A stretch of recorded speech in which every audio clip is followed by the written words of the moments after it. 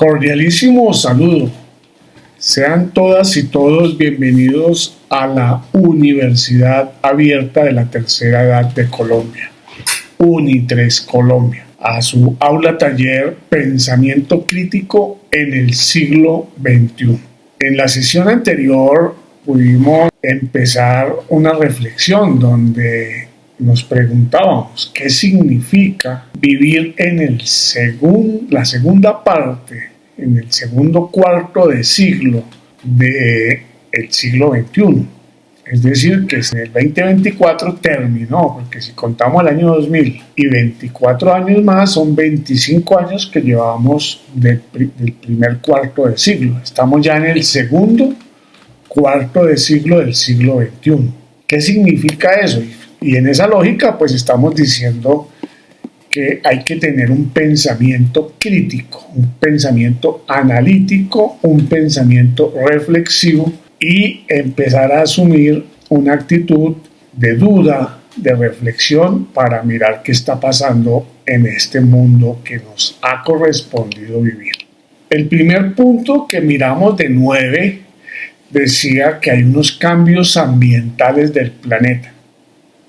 Entonces, para asumir y para generar un ambiente que nos permita, sin angustiarnos, porque el propósito no es generar angustia, sino dar elementos para la reflexión y entender que el tema es un tema serio, no es un tema menor, sino es un tema importante.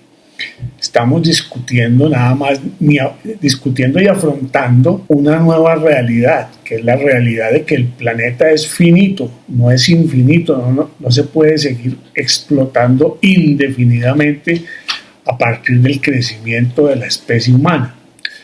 Para afrontar este tema, que es muy complejo, nosotros en la Fundación Siglo XXI de Educación para Adultos y en nuestros programas tenemos todo un diplomado de 10 capítulos que habla sobre el desarrollo sostenible y la preservación ambiental. Entonces voy a dejarle los links para que ustedes lo puedan mirar de manera tranquila. Este espacio pues lo vamos a utilizar para ver algunos videos que nos van a aproximar a esta realidad que estamos diciendo.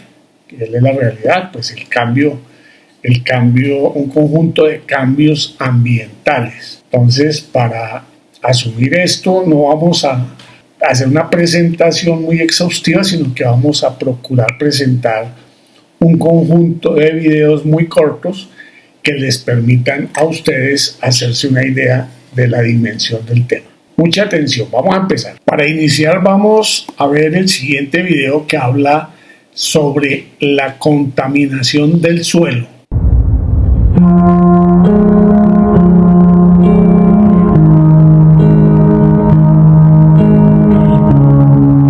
Contaminación del suelo.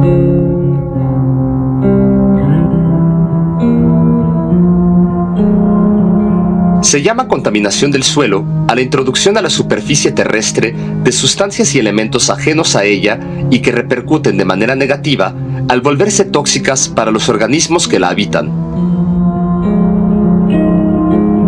Los contaminantes pueden ser líquidos, sólidos o gaseosos y afectan a las plantas, los animales y la salud de los seres humanos.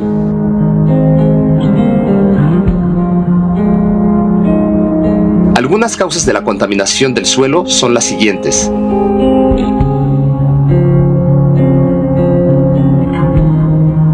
La basura arrojada en lugares no destinados para ello provoca graves problemas de contaminación por plásticos y materiales sintéticos que tardan mucho tiempo en degradarse.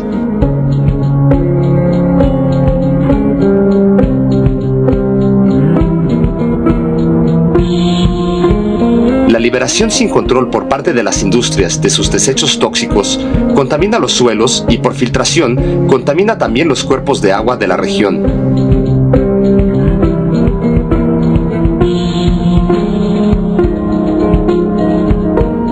Utilizados en las plantaciones para exterminar plagas, los insecticidas, plaguicidas y fungicidas, así como los fertilizantes, son una fuente de acumulación tóxica que permanece en el entorno por varios años.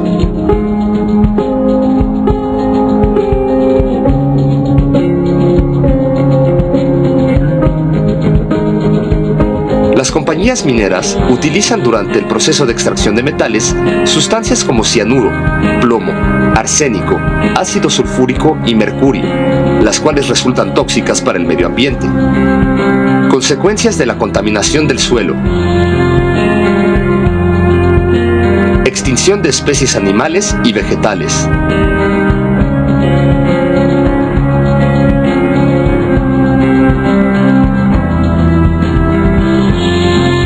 pérdida de los nutrientes del suelo,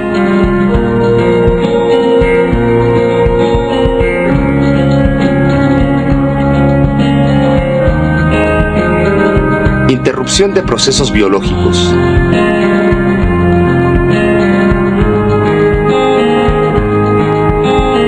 Ahora vamos a iniciar,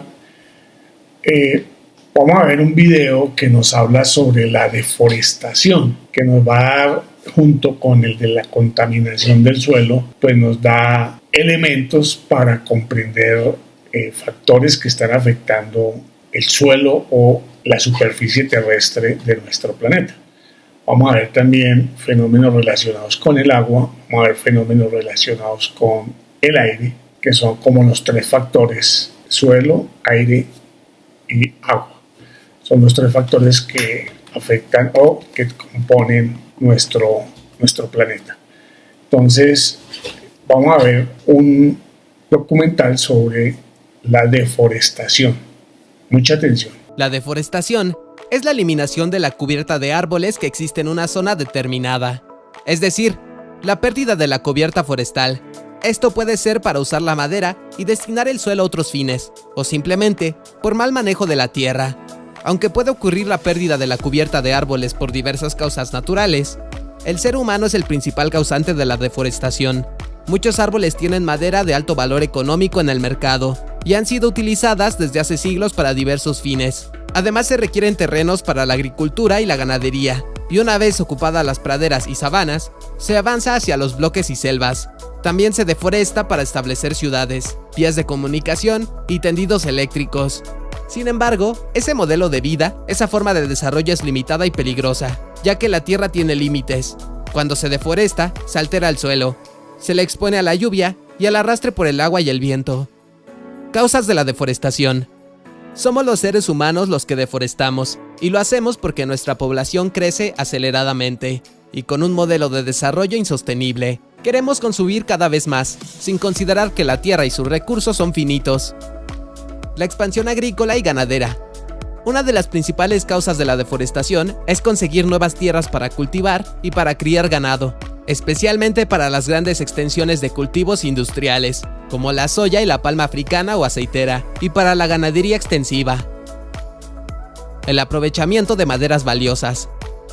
Muchos bosques y selvas albergan especies de árboles cuya madera es muy apreciada. Se trata de maderas duras y de alta calidad, útiles para fabricar muebles, para la construcción de casas y barcos, y muchos otros fines. Por tanto, una de las causas de que se deforeste es la obtención de estas maderas. Incendios forestales. Solo en la Amazonia brasileña se perdieron 3,7 millones de hectáreas en 2019 por incendios forestales, más del triple que en el 2015, muchos provocados intencionalmente para expandir las tierras de cultivo y ganadería. En Portugal, se perdió el 4% de su cobertura vegetal por los incendios en 2019, mientras que en el 2016, la cuenca del río Congo ya había perdido 15.000 hectáreas por esta causa.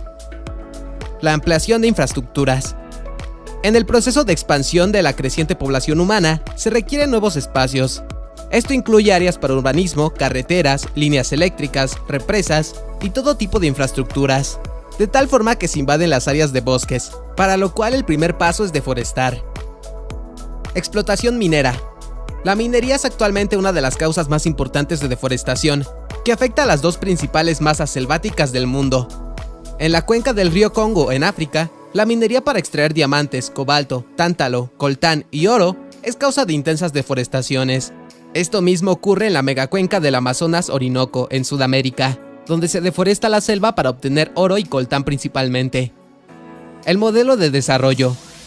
Todas las causas anteriores se engloban en el problema del modelo de desarrollo vigente en el planeta. Un modelo basado en un alto crecimiento de población y consumo creciente e ineficiente de recursos, generando gran cantidad de desperdicios. Esto empuja a deforestar para obtener más recursos como madera, minerales, suelo, alimentos y detrás de todo el dinero. Causas naturales. Bosques y selvas también pueden perder sus árboles por tsunamis, erupciones volcánicas o caídas de meteoritos. Consecuencias de la deforestación. El planeta Tierra es un gran ecosistema donde todo está íntimamente relacionado. Por tanto, la deforestación de las selvas y bosques afecta su funcionamiento global, y la consecuencia final de continuar ese proceso será el fin de la vida en el planeta. Pérdida de diversidad biológica. La consecuencia directa es la pérdida de especies de todo tipo al desaparecer el bosque. Al ser las selvas y los bosques parte destacada de los biomas terrestres más diversos, su pérdida es muy relevante. A su vez, las alteraciones a nivel planetario que causan la pérdida de bosques provocan la pérdida de especies en otros ecosistemas. Pérdida de suelos y desertificación. La cubierta de árboles protege al suelo contra la erosión, es decir, contra el desgaste producto de los elementos del clima. Cuando llueve, la vegetación amortigua el impacto de las gotas y evita que el agua corra velozmente por el suelo. Además, el bosque genera sombra, retiene la humedad y modera la temperatura. Al deforestar, el suelo queda totalmente expuesto y es secado y arrastrado por la lluvia y el viento. Calentamiento global. El gas llamado dióxido de carbono, CO2, es uno de los principales gases que causa el efecto invernadero.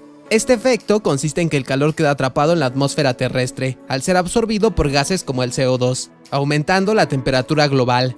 Las selvas y bosques retienen el carbono, ya que este elemento forma parte de los tejidos vegetales. Por tanto, cuando se deforesta se deja de retener el carbono, y si la madera se quema, el carbono que estaba retenido se libera.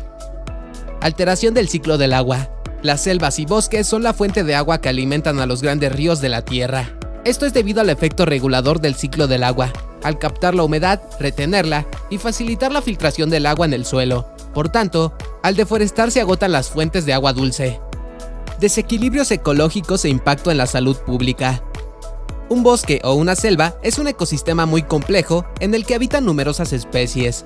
Cuando se deforesta, se altera el equilibrio, provocando la pérdida de especies y servicios que presta el ecosistema, tales como la provisión de agua, el oxígeno que dan las plantas y la captación de carbono. Pero también esas alteraciones pueden exponernos a enfermedades, como ya han alertado los científicos. De hecho, la reciente pandemia de COVID-19 se piensa que tuvo origen a partir de murciélagos extraídos de la selva. Soluciones. Hay diversas medidas que se deben emprender para enfrentar el problema de la deforestación. Algunas de ellas son preventivas, dirigidas a evitar que se deforesten bosques y selvas, mientras que otras se aplican para revertir el mal causado por la deforestación. Protección de áreas naturales. La medida más efectiva para evitar la deforestación es proteger la mayor proporción de selvas y bosques mediante figuras legales. Se trata de decretar parques nacionales, reservas ecológicas, reservas de la biosfera y otras que existen en las legislaciones nacionales e internacional. Cambios en los patrones de consumo y el modelo de desarrollo. Para reducir la presión sobre los recursos naturales que empuja la deforestación, se deben cambiar los patrones de consumo. Por ejemplo, una ciudadanía consciente e informada debe exigir productos de madera certificada, de plantaciones y no de bosques naturales. De igual forma, se debe incentivar el reciclaje de materiales para reducir su extracción de entornos naturales. Parte importante de un modelo sostenible es reducir la pobreza, ya que una población hambrienta presiona sobre los bosques. Si una población requiere alimento y energía, talará para usar leña y vender madera. Comercio internacional y compensaciones. Se debe prohibir la comercialización de maderas y productos provenientes de bosques y selvas que no cuenten con una certificación de manejo sostenible. De igual forma, implementar incentivos económicos que apoyen al mantenimiento de los bosques y selvas. Desarrollo tecnológico. En la medida en que se desarrollen tecnologías limpias y que tomen en cuenta la no afectación de las selvas, se reducirá la deforestación. Por ejemplo, un manejo sostenible e intensivo de las áreas de cultivo y cría existentes reducirá la necesidad de nuevas tierras de cultivo, al igual que nuevas tecnologías para producción de alimentos. Reforestación y restauración ecológica. Una vez ocurrida la deforestación, se requieren medidas de remediación, es decir, que restablezcan la cobertura forestal, Para esto hay varios enfoques, entre ellos tratar de lograr que el bosque se recupere a una condición lo más cercana a la original. Es lo que se conoce como restauración ecológica, la cual trata de reproducir los procesos naturales para acelerar el restablecimiento del bosque. Bueno, muy interesante este tema. Ya llevamos dos, el tema de la contaminación del suelo, el tema de la deforestación. Hay otros que tienen que ver con la desertificación.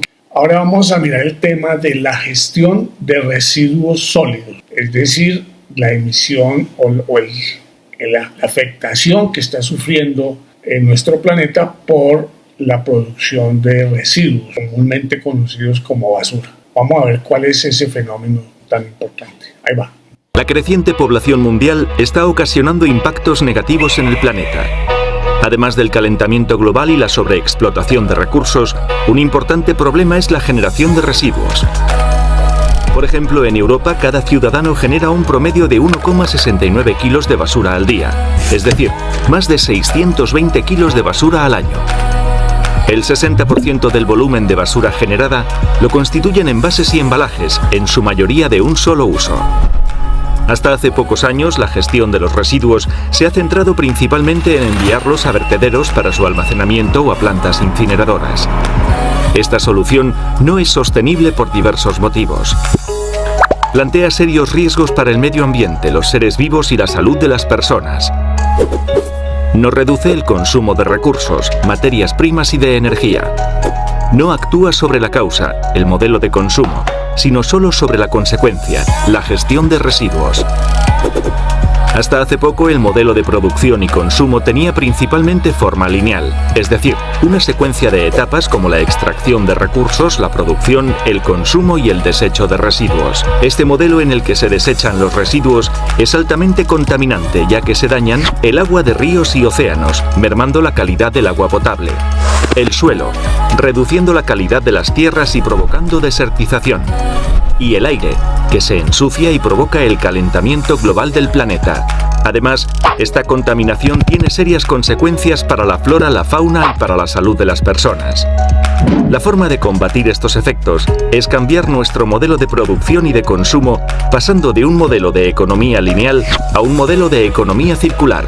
Para ello, es necesario cambiar la mentalidad de empresas y consumidores.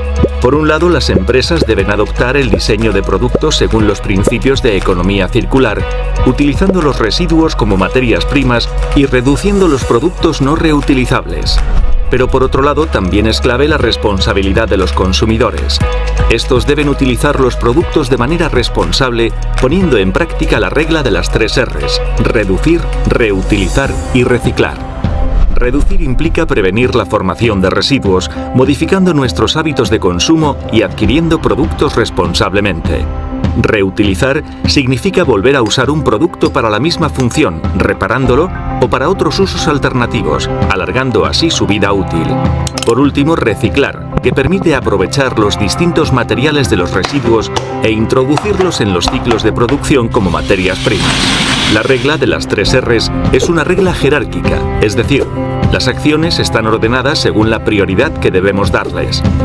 En primer lugar, reducir el consumo. A continuación, reutilizar los productos. En último lugar, solo cuando no son posibles las 2 acciones anteriores, reciclar. Pero, ¿cómo podemos hacerlo? Te presentamos algunas ideas para poner en práctica las 3 Rs. Para reducir nuestro consumo podemos limitar la compra de productos de usar y tirar o que tengan embalaje voluminoso. Reducir la utilización de bolsas de plástico en las compras. Usar los electrodomésticos de manera eficiente. Acceder a productos que necesitamos a través de la economía colaborativa o aprovechar los servicios públicos ofrecidos por los ayuntamientos.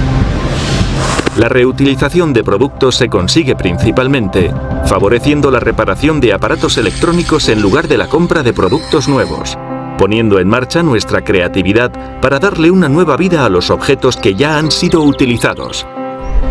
Y por último, para reciclar, debemos separar correctamente los diferentes residuos y tirarlos al contenedor adecuado o llevarlos al punto limpio. Utilizar la regla de las 3 Rs trae muchos beneficios para la sociedad y para el planeta. En nuestra mano está cambiar nuestro modelo de producción y de consumo y ayudar a crear un desarrollo sostenible y un futuro mejor para todos. Bueno, muy interesante este tema. Hay que ponerle mucha atención a este tema, tenemos que jugar un papel activo. Ahora les voy a invitar a conocer un concepto que quizás sea un poco novedoso, pero que tiene grandes implicaciones, se llama la huella hídrica. Mucha atención. Huella hídrica. ¿Cuánta agua crees que necesitas para disfrutar de una rica taza con café? ¿100? ¿125 mililitros? Para una taza con café se necesitan 140 litros de agua. Esto equivale a 7 garrafones. Todo lo que consumimos necesita agua para su fabricación. Cada producto tiene una huella hídrica, que es la cantidad de agua dulce que se necesitó para producir cierto producto. Para que el café llegue a tu mesa, primero tuvo que crecer el grano, y para eso se necesitó agua que pudo ser de lluvia o de riego. Y una vez cosechado, también se usó agua en el proceso de tostado, molido y empaquetado. Así que la huella hídrica de una taza con café es de 140 litros de agua. Pero, ¿cómo podemos calcular la huella hídrica de un producto? La fórmula es sumar el agua azul, agua verde y agua gris que necesitó un producto o servicio dentro de todo el proceso de elaboración. El agua azul la encontramos en ríos, lagos, acuíferos. Es el agua superficial y subterránea que extraemos de una cuenca. El agua verde es agua de lluvia que no se deposita en aguas subterráneas, pero sí se almacena temporalmente en el suelo superficial o en la vegetación. El agua gris es el agua dulce que se necesita para limpiar el agua que se contamina después del proceso de producción. Así que agua azul más verde más gris es igual a huella hídrica. Por eso, no solo debemos cuidar el agua que vemos al realizar nuestras actividades cotidianas, sino también lo que consumimos y cuánto consumimos. Deja huella, ayudando a reducirla. La quiero llevar toda. ¿Pero alguna vez te has preguntado cuánta agua se necesita para producir toda esta ropa? Hagamos la cuenta de cuánta agua llevo puesta. Unas zapatillas necesitan aproximadamente unos 4.400 litros de agua, unos jeans unos 8.000 y una camiseta de algodón 2.700 litros de agua. ¡Auxilio! ¡Me ahogo!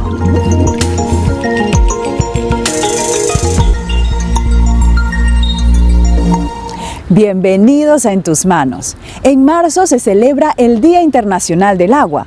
Nuestra vida depende de ella, pero a veces se nos olvida su valor. Hoy en Tus Manos hablaremos del agua que usamos, pero no vemos. Comencemos. El agua que utilizamos diariamente para beber, asearnos y para nuestras actividades domésticas solo representa un 4% de nuestro consumo. El otro 96% del agua que consumimos es agua virtual. ¿Agua qué? ¿Agua de mentirita? No, por supuesto que no es agua de mentira. El agua virtual es la cantidad total de agua que se utiliza para producir bienes agrícolas o industriales, lo cual incluye el agua utilizada durante el cultivo, el crecimiento de la materia prima, su procesamiento y la fabricación, transporte y venta de los productos. Se dice que es virtual porque no la vemos en los productos que consumimos. El agua virtual también está presente en el proceso de fabricación y cuidado de nuestra ropa. De hecho, la industria de la moda es uno de los sectores más sedientos y contaminantes del planeta. Solo en 2015 se utilizaron 79.000 millones de metros cúbicos, el equivalente a 32 millones de piscinas olímpicas. Según las tendencias actuales, esta cantidad se duplicará de aquí a 2030. Esto se debe a que hoy en día compramos cerca de 60% más ropa que hace 15 años. En Colombia, por ejemplo, se quintuplicaron las importaciones de textiles. Y países como México y Perú importan 60% de las prendas que consumen. El cultivo del algodón también contribuye a este problema, porque para producir 1 kilogramo se necesita una media de 10.000 litros de agua. Los 2.700 litros de agua necesarios para elaborar mi camiseta de algodón son suficientes para que puedas beber agua durante 2 años y medio. Ay, sí, ya me dio sed. No es relajo. 1 de cada 3 personas en el mundo no tiene acceso a agua potable.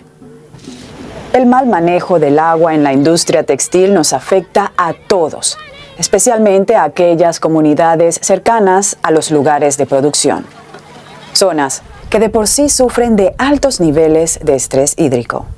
Aparte de consumir una inmensa cantidad de agua, el tratamiento y el teñido de los textiles es responsable del 20% de la contaminación del agua a nivel mundial. La industria utiliza unos 8.000 productos químicos sintéticos para convertir las materias primas en textiles. Estos se mezclan con miles de millones de litros de agua que luego son vertidos a los ríos, provocando daños ambientales y condiciones insalubres para quienes trabajan y viven cerca de las plantas de procesamiento. Pero eso no es todo. Se estima que el 40% del consumo de agua de una prenda tiene lugar en la fase de uso y cuidado, es decir, en nuestras casas. Para lavar una tanda de ropa se necesitan 40 litros de agua.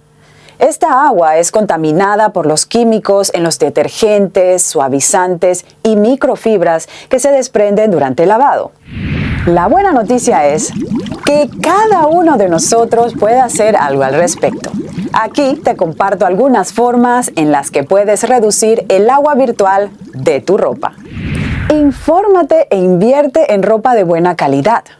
Gracias a la presión ciudadana, muchas empresas en el sector de la moda están trabajando en iniciativas para reducir su agua virtual, eliminar químicos peligrosos y mejorar sus prácticas éticas y laborales. En la descripción encontrarás empresas comprometidas con la campaña Detox, que busca eliminar los químicos peligrosos en la ropa. Opta por algodón orgánico. En el cultivo del algodón orgánico no se emplean insecticidas, pesticidas ni fertilizantes químicos. Además, se favorecen los ciclos naturales de la tierra y no se utilizan sustancias tóxicas en los procesos de hilado y producción. Evita la ropa con materiales sintéticos. Se estima que cada año 500,000 de toneladas de microplástico contaminan los océanos debido al lavado de prendas sintéticas. Compra ropa de segunda mano, como la de esta tienda, o intercambia prendas con amigos. Es una forma económica y consciente de cambiar de estilo, como mi atuendo de hoy, todo de segunda mano. ¿Has escuchado acerca de la huella hídrica individual? Todo lo que consumimos necesita agua para su fabricación. Si sumas la huella hídrica de cada producto que usas, de cada alimento que consumes, obtendrás tu propia huella hídrica, es decir, el agua que se necesita para satisfacer tu estilo de vida. Supongamos que hoy desayunaste un huevo, manzana picada y jugo de naranja. Para acompañarlo, un cafecito negro sin azúcar y una rebanada de pan de trigo. Tan solo en tu desayuno, usaste 620 litros de agua.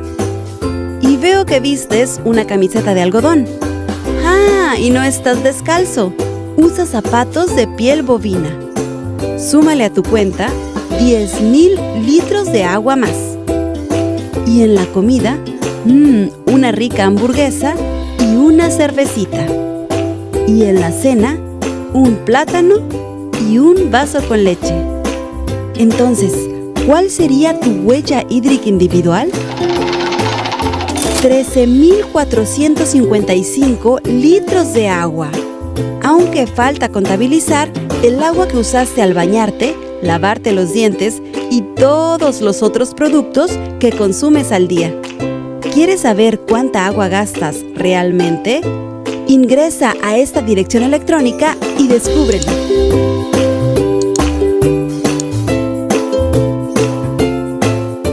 Ahora vamos a mirar el tema de la deuda o sobregiro o sobreutilización que estamos haciendo de nuestro planeta. Es un concepto también que vale la pena que lo tengamos presente en este análisis y en esta reflexión. Mucha atención.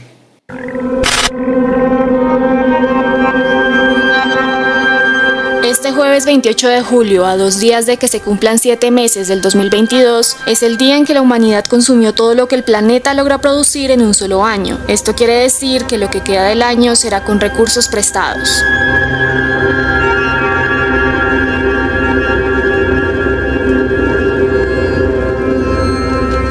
Así lo advirtieron las organizaciones Global Food Crime Network y WWF, que afirman que la humanidad consumió todo lo que los ecosistemas del mundo pueden regenerar en un año. En otras palabras, para cubrir la demanda de la población mundial de una forma sostenible, deberíamos contar con 1,75 tierras para cubrirla.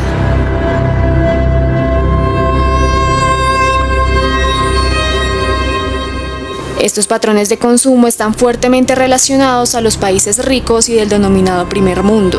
Es decir, que no todos los países tienen el mismo nivel de consumo. Por ejemplo, Qatar necesitaría de 9 planetas al año para cubrir su demanda de consumo, mientras que Estados Unidos necesitaría 5,1 y España necesitaría 2,8 planetas, en comparación con Yemen, que solo necesita 0,3 planetas al año.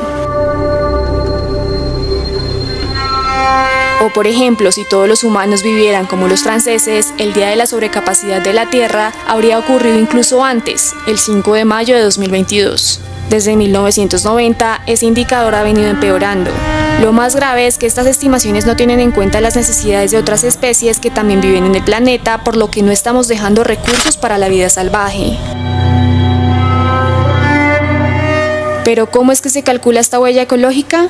Se analizan 6 categorías diferentes: los cultivos, pastos, áreas forestales necesarias para producir, áreas de pesca, áreas construidas y bosques necesarios para absorber las emisiones de carbono derivados del uso de combustibles fósiles.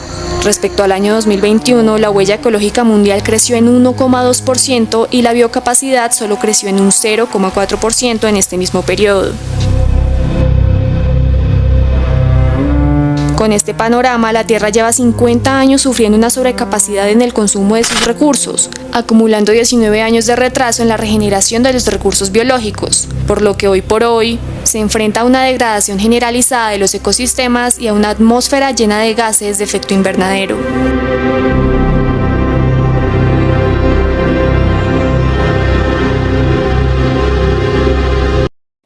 Ahora vamos a mirar qué es el cambio climático y cuáles son las acciones ciudadanas para frenar el cambio climático. Mucha atención.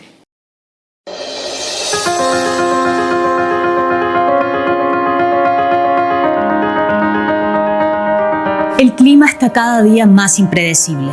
Hay calores y fríos extremos, inundaciones, incendios, un suceso tras otro. Todos hablan de un cambio climático, pero los desastres ambientales siempre han existido. Entonces, ¿a qué se refieren con cambio climático? La Tierra está protegida por una capa de gases llamada atmósfera. Los gases retienen el calor del Sol y mantienen una temperatura que permite la vida que conocemos. Esto es el efecto invernadero y es un proceso natural. Pero el desarrollo industrial ha multiplicado las emisiones de gases de efecto invernadero, los que intensifican la densidad de la atmósfera y aumentan la temperatura promedio de la Tierra. Esto genera síntomas. Los síntomas son los que llamamos cambio climático. Tú dirás, pero en la historia siempre han ocurrido cambios climáticos. Claro que sí, pero esos cambios tomaban milenios en ocurrir. Nunca antes se habían emitido gases artificialmente y con tanta concentración. Ahora, si no hacemos nada, para el año 2100 podríamos llegar a aumentar la temperatura promedio en 6 grados. Las consecuencias son graves para todos los seres vivos. Las sequías hacen más escasa el agua. Los incendios forestales destruyen ecosistemas y viviendas. El derretimiento de los hielos aumenta el nivel del mar y causa aluviones y desastres naturales. Por eso, 197 países se han unido y han firmado el Acuerdo de París, con el objetivo de que la temperatura promedio global no supere los 2 grados. Cada país presentó sus contribuciones nacionales para limitar las emisiones y disminuir su vulnerabilidad al cambio climático. Esos compromisos suponen cambios importantes en la organización de las sociedades y su economía. Se necesita un equilibrio entre el desarrollo social, económico y ambiental. Se requiere una gran inversión de los estados y las empresas. El desafío climático también exige un esfuerzo importante de parte de nosotros, los ciudadanos. Cómo usamos el agua, qué transporte elegimos, cómo consumimos. La Tierra nos provee de todo lo que necesitamos para vivir, pero debemos interactuar con ella de una manera equilibrada. Actualmente, consumimos los recursos del planeta a un ritmo que supera su capacidad de regeneración. Esto se llama sobregiro ecológico y genera un grave desequilibrio en la Tierra. Además, la temperatura promedio del planeta ha subido 1 grado en el último siglo y sigue aumentando. Pero nuestras acciones pueden hacer la diferencia. Como ciudadanos, tenemos una voz a través de las políticas que promovemos. Por ejemplo, sobre el uso responsable de recursos, la protección de los bosques, el océano y la biodiversidad, y la innovación tecnológica y social. A esto se suman nuestras acciones cotidianas, cuando usamos responsablemente el agua, cuando ahorramos energía, cuando usamos transporte público, cuando optamos por productos de manufactura responsable y cuando reciclamos.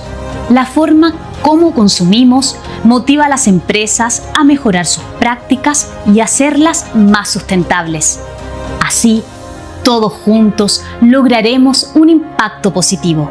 Muchas empresas ya han adoptado modelos de producción más sostenibles que requieren menos materia prima y fomentan la reutilización y reciclaje. Para combatir el cambio climático se necesita un equilibrio entre el desarrollo social, económico y ambiental. Cada acción cuenta. Para concluir esta primera parte sobre los cambios ambientales, quiero que conozcan un documento de una fundación que se llama Acciona, que habla sobre los escenarios futuros. Mucha atención. Estamos en un momento fundamental de cambio. Existen diferentes desafíos que necesitan una solución urgente para garantizar la sostenibilidad del planeta y la subsistencia de la especie humana. Nos encontramos en un planeta en el que la población está creciendo y donde el planeta no es capaz de aguantar el ritmo actual de utilización de recursos. Por un lado, la población mundial está previsto que crezca cerca de un 1% por año hasta 2040, fecha en la que se alcanzarán los 9.200 millones de personas en el planeta. La mayor parte de este crecimiento estará concentrado en África, India, el sudeste asiático y el Medio Oriente. Además, este crecimiento se concentrará en las ciudades, que concentrarán el 63% de la población aproximadamente en 2040. En paralelo se está produciendo un rápido crecimiento de la clase media, que consumirá muchos más recursos per cápita y una mayor importancia de los países BRIC en la economía mundial. Por otro lado, como consecuencia de este crecimiento poblacional, aumentará la presión sobre el planeta. El cambio climático, la destrucción de ecosistemas, la extinción de especies, el vertido de residuos y de contaminación. Todos ellos son problemas derivados de la actividad humana y que debemos limitar. La temperatura media de la Tierra ha aumentado casi 1 grado centígrado en los últimos 50 años como resultado de la actividad humana, y las emisiones mundiales de gases de efecto invernadero han crecido casi un 80% desde 1970. Necesitamos seguir cubriendo nuestras necesidades, las de las personas que aún no las tienen cubiertas y las de las personas que vendrán en el futuro cuando crezca la población mundial en los próximos años. Estos dos desafíos nos indican la necesidad de repensar nuestros sistemas de producción y nuestra manera de consumir recursos del planeta, de manera que alcancemos un equilibrio sostenible. Hay 3 recursos claves para garantizar esta transformación: la energía, el agua y los alimentos. De su producción y gestión se derivan la mayoría del resto de desafíos a los que se enfrenta la humanidad.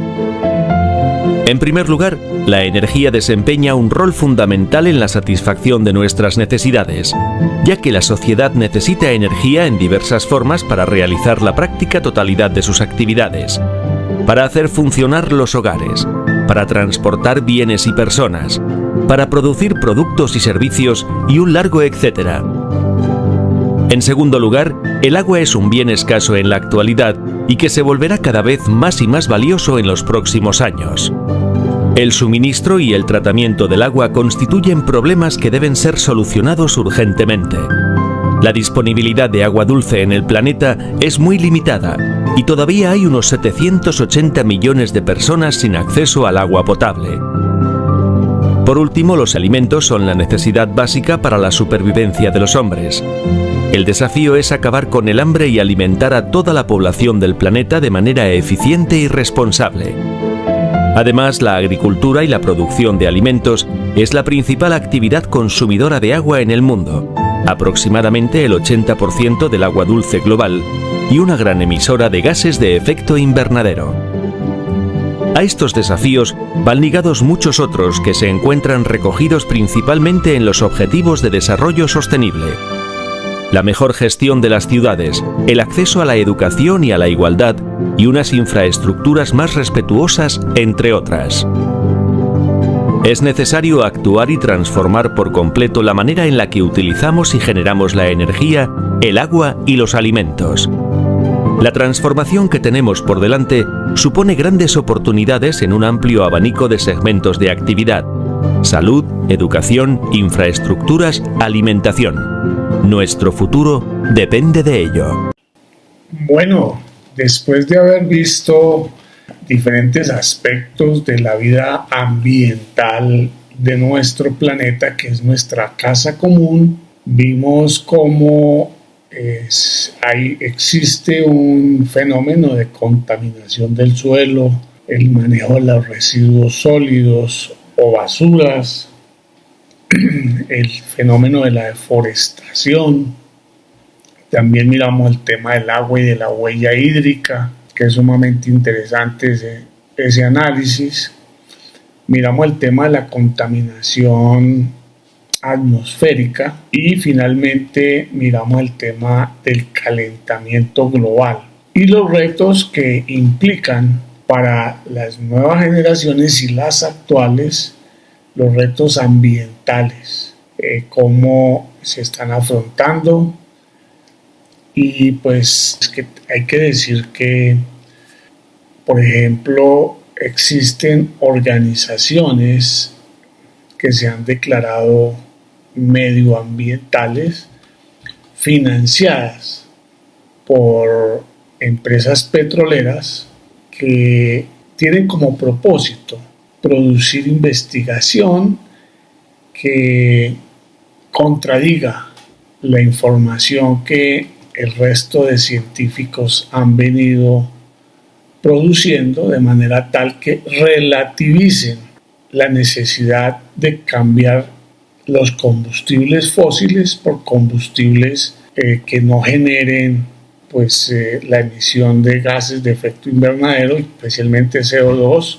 Esto pues hay que tener pensamiento crítico, porque pues es una forma de algo que se ha denominado la posverdad. Es decir, que si producimos suficiente información que contradiga determinados fenómenos, pues ya ese fenómeno se va a relativizar. Eso está sucediendo en el tema ambiental.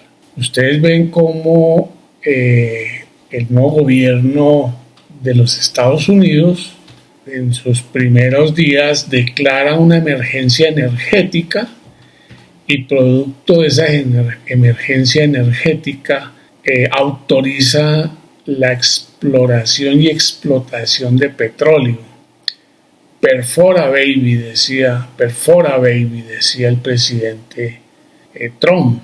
Y empezaron a perforar no solamente en aquellos sitios históricos donde ya parece que se han agotado y que requieren del fracking, que es una técnica a través de la cual se inyecta agua para poder sacar el petróleo, que tiene más costo, sino que también ciertas reservas naturales y el Ártico y diferentes puntos donde se había prohibido por razones ambientales, pues fue autorizado.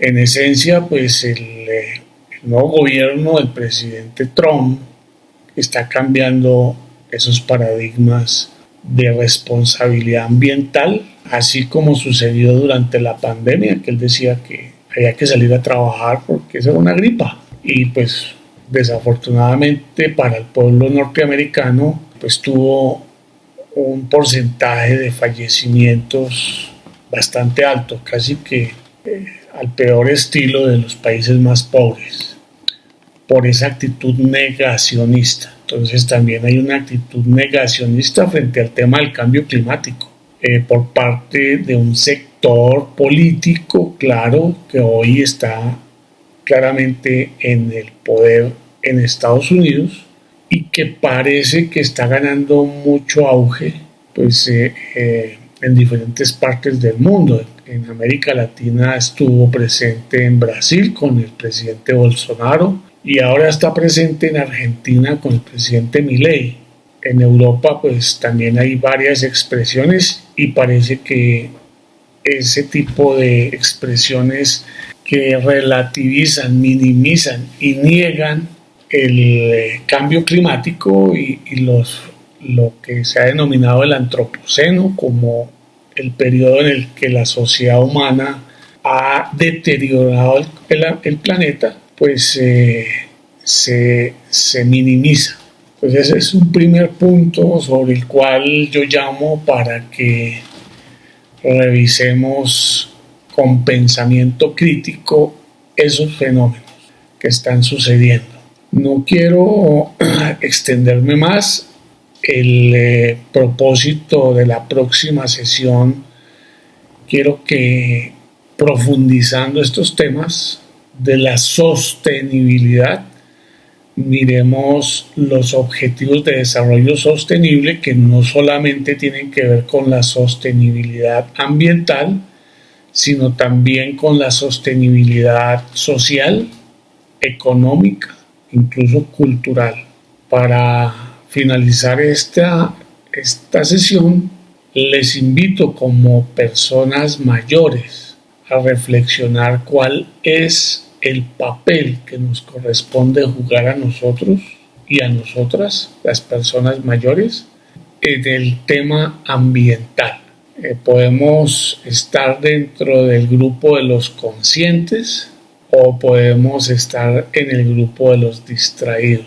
Podemos aplicar nuestro pensamiento crítico o simplemente seguir la tendencia mayoritaria de la sociedad que hoy pone de moda la relativización o pretende poner de moda la relativización del uso de los combustibles fósiles, generando